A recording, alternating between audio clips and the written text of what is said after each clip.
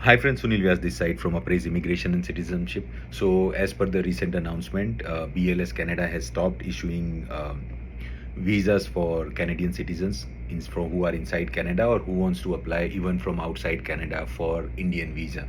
So what does it mean? It means that they are stopping all the visas. So there is high probability that in coming future OCI can also affect OCI. Reason being that Indian diplomats are not working right now inside Canada. So due to the security risk, so this is clear instruction from Indian High Commission that they would stop processing the visas for Canadian citizens for now.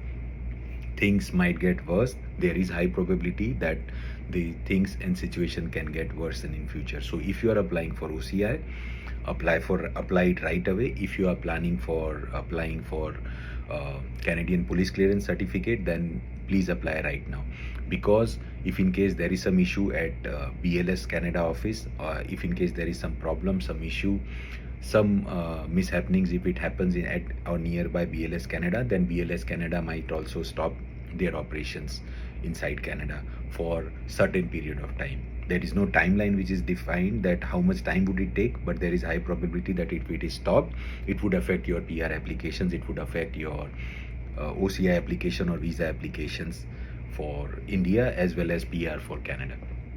Again, adding to it, the Indian High Commission spokesperson has today announced that they are going to reduce their staff, like Canadian High Commission staff inside India shortly. So what does it mean? That there is high probability that Indian visa issuing, Canadian government issuing visa inside India, the timeline is going to increase drastically, because if officers are reduced, then there is high probability that visa issuance would affect, right? What has been communicated by the Indian spokesperson today was that there has to be a parity between Indian High Commission officers working inside Canada and Canadian High Commission officers working in India. So there is no such parity. Like if you look at the number of people who are working at both the high commissions in different countries, then in that case the numbers are pretty much different. Like, it's like 20%, only 20% of officers are working in Canada who are working for Indian High Commission. So if they keep reducing the staff in India, then there is high probability that the visa applications from India for Canada may be for permanent residency, study permit, visitor visa, work permit, can take a lot of time. Like the timeline can increase. Like if it is like 6 months or 3 months, it can take like 1 year to more than that. So if you are planning to apply for Canada visa, any kind of Canada visa, please feel free to contact us and we would apply as soon as possible so that this situations does not affect your visa applications.